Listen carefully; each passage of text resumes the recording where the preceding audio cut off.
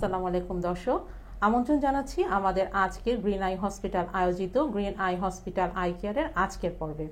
আমাদের আজকের পর্ব চোখের বিভিন্ন সমস্যা এবং তার প্রতিকার এ বিষয়ে আলোচনা করার জন্য আমাদের স্টুডিওতে উপস্থিত আছেন অধ্যাপক এবং বিভাগীয় প্রধান ডাক্তার দিলীপ কুমার দেবনাথ এবং তিনি কর্মরত আছেন স্যার সলিমুল্লাহ মেডিকেল কলেজ হাসপাতাল। তিনি আছেন কনসালটেন্ট গ্রিন আই হসপিটাল। ধন্যবাদ স্যার আজকে আমাদের স্টুডিওতে উপস্থিত হওয়ার জন্য। আপনাকে ধন্যবাদ এবং আপনার মাধ্যমে দর্শক শ্রোতাদেরকে অভিনন্দন জানাচ্ছি। স্যার, আজকে আমি আপনাকে প্রথমেই জিজ্ঞেস করতে চাচ্ছি যে দেখা যাচ্ছে যে আমাদের এখানে বয়স্করা বিভিন্ন সমস্যা নিয়ে আমাদের চোখের ডাক্তারের কাছে আসছে এবং কি কি সমস্যা তারা বেশি পড়ছে এই চোখ সংক্রান্ত। আসলে বয়সজনিত সমস্যা যদি বলেন আপনি, তাহলে একটা নির্দিষ্ট বয়সে পরে প্রত্যেক মানুষেরই চোখের কিছু কিছু সমস্যা হয়। যেমন 40 বছর কিংবা তার ঊর্ধ্ব যে সমস্ত মানুষ আছেন তাদের কাছে দেখার সমস্যা হয়। এটা চোখের মাংসপেশি অথবা চোখের যে লেন্স আছে তার কিছু সমস্যার কারণে, বয়সজনিত সমস্যার কারণে এই সমস্যাগুলো হয়।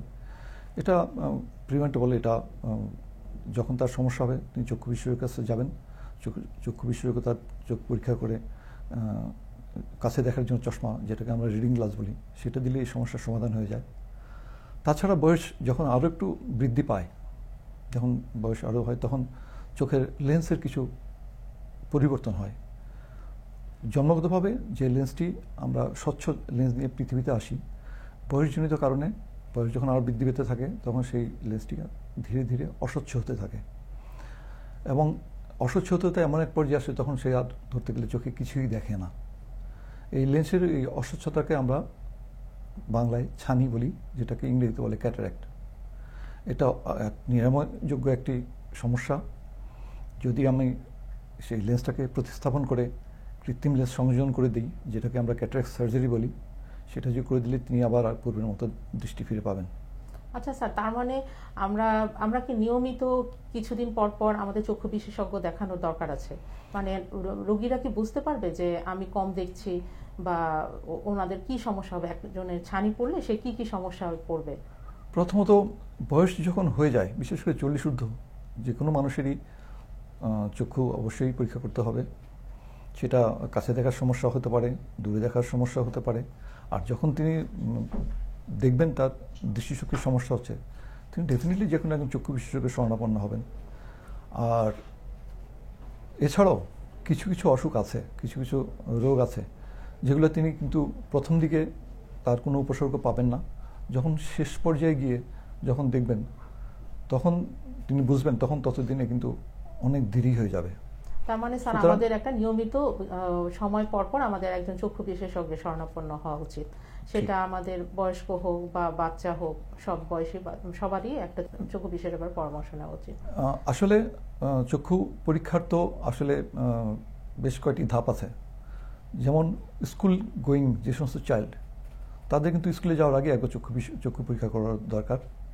তারপর স্কুলে যখন তার সমস্যা হবে, ব্ল্যাকবোর্ড দেখতে সমস্যা হবে, কিংবা চোখের অন্যান্য কোনো সমস্যা যদি হয়, মাথা ব্যথা যদি থাকে, তারপরে তার যদি চশমা দেওয়ার পরেও যদি দৃষ্টিশক্তি ঠিকমতো পুরোপুরি না আসে, কিংবা বয়সজনিত সমস্যা, বিশেষ করে যেটা বললাম 40 বছর কিংবা তার ঊর্ধ্ব বয়স, যে সমস্যাগুলো হতে পারে, যেটা ওই প্রেসবায়োপিয়া যেটা বললাম, কাছে জিনিস দেখতে কষ্ট, কিংবা গ্লোকোমা, কিংবা আস্তে আস্তে ছানি পড়া, আমার মনে হয় যে নিয়মিত চক্ষু পরীক্ষার মধ্যে থাকলে সবার জন্য ভালো। আর স্যার বিশেষ কোনো রোগ যেমন ধরেন ডায়াবেটিক্স বা প্রেশার, এগুলো যাদের আছে তাদের কি ছানি পড়ার প্রবণতাটা মানে নর্মাল পেশেন্টদের থেকে কি বেড়ে যায় নাকি একই রকম?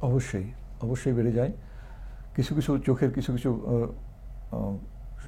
সমস্যা তো অবশ্যই হবে। যেমন ডায়াবেটিস জনিত জটিলতাই এখন ইদানিং সবচেয়ে বেশি, কারণ আমাদের ডায়াবেটিসের রোগের হার আমাদের দেশে দিন দিনই বেড়ে যাচ্ছে। ডায়াবেটিস জনিত জটিলতা যেটা হয় সেটা হচ্ছে দৃষ্টিশক্তির তো একটা সমস্যা থাকেই, তারপরে তাদের ছানিও অন্যদের তুলনায় একটু তাড়াতাড়ি পড়ে যায়। আর সবচেয়ে জরুরি যেটা হচ্ছে সেটা হলো দীর্ঘদিন ভোগে এবং ডায়াবেটিস যদি অনিয়ন্ত্রিত থাকে, তাহলে তাদের রেটিনাতে কিছু সমস্যা হয় এবং এই রেটিনার সমস্যাগুলো কিন্তু বেশ জটিল, চিকিৎসা পদ্ধতিও জটিল।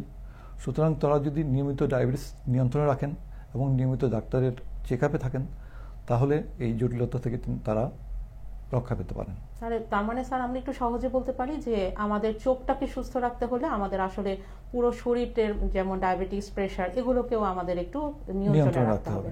এরপরে স্যার আমাদের কাছে আরেক ধরনের পেশেন্ট আসে যারা খুব বলে যে চোখ লাল হয়ে যাচ্ছে, এবং চোখ লাল বিভিন্ন কারণে হতে পারে। তো চোখ লাল হওয়ার কমন যে কারণগুলো সেগুলো সম্পর্কে যদি একটু আলোচনা করতেন। প্রথমত চোখ লাল হওয়ার আসলে কারণ কিন্তু বিনা কারণেও চোখ লাল হতে পারে।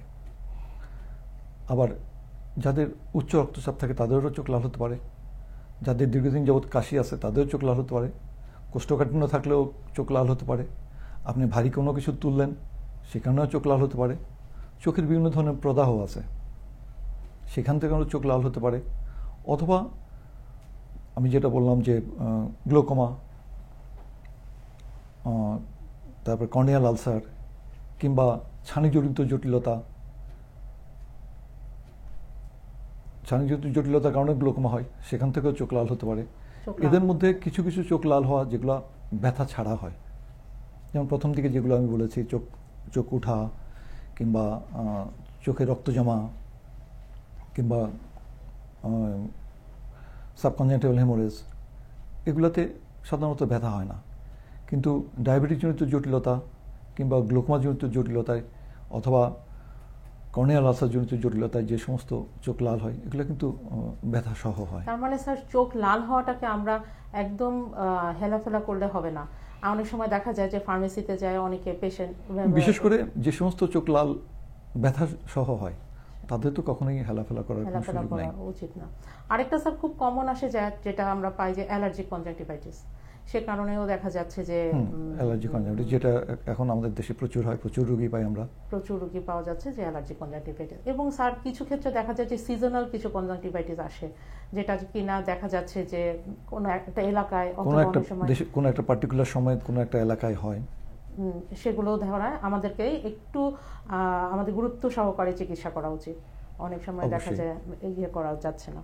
আরেকটা স্যার পেশেন্ট আসে অনেক সময় ঘন ঘন চোখের পাতা ফেলে, আর পেশেন্ট এসে বলে যে আমার চোখের পাতা ঘন ঘন পড়ছে, অথবা বেশিরভাগ সময় বাচ্চাদেরই এটা বেশি হচ্ছে। স্যার এটার কারণগুলো কি কি হতে পারে?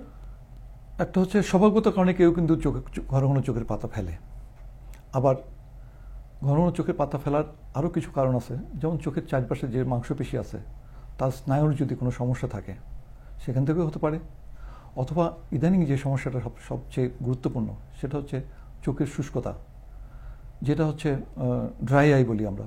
আমাদের দিন দিন আমাদের ডিভাইস, মোবাইল, ল্যাপটপ, ট্যাব কিংবা কম্পিউটারের ব্যবহার প্রবণতা বেড়ে যাচ্ছে, এবং এই সমস্ত প্রবণতা থেকে চোখ শুষ্ক হয়ে যায়, এবং এই চোখ শুষ্ক হলেই কিন্তু আপনি ঘন ঘন পাতা ফেলবেন। জি স্যার।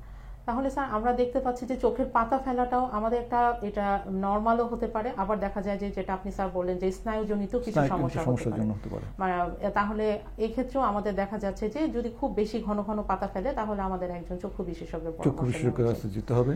আমাদের স্যার আরেকটা কোশ্চেন থাকে পেশেন্টদের কাছ থেকে যে চোখ ভালো রাখার উপায় কি, আমরা কি কোনো নিয়ম পালন করতে পারি নাকি চোখ ভালো রাখার জন্য, সেই সম্পর্কে যদি একটু বলতেন। চোখ ভালো রাখতে গেলে চোখ ভালো রাখলে দৃষ্টি ভালো থাকবে, সুতরাং চোখের যত্ন তো অবশ্যই নিতে হবে, চোখ নিয়মিত পরিষ্কার করতে হবে, চোখের উপর যত ডিভাইস ইউজ করার যে প্রবণতা সেটা কমাতে হবে। আপনি যদি ডিভাইস ইউজ করতে হয় কিছু নিয়মকানুন আছে, সেগুলো নিয়মকানুন মানতে হবে, যেমন 20-20-20 একটা ফর্মুলা আছে, দ্যাট ইজ আপনি যদি ডিভাইস ইউজ করতে হয় আপনাকে, আপনার কর্মের খাতিরে আপনাকে তো এখন বিভিন্ন ডিভাইসে বসতে হয় আপনাকে, সুতরাং সেই ক্ষেত্রে আপনি বলা হয় যে 20 মিনিটের বেশি এক নাগাড়ে কোনো ডিভাইসের দিকে না তাকিয়ে থাকতে, সুতরাং 20 মিনিট পরে আপনাকে একটা ব্রেক নিতেই হবে।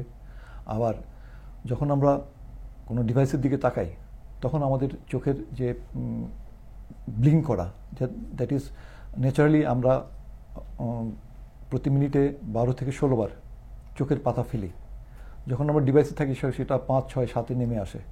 সুতরাং আপনাকে খেয়াল রাখতে হবে আপনি ব্লিঙ্ক করছেন কিনা। সুতরাং আপনাকে যখন ডিভাইস ব্যবহার করেন তখন ইচ্ছা করেই কিছুক্ষণ পরপর একটু ব্লিঙ্ক করতে হবে।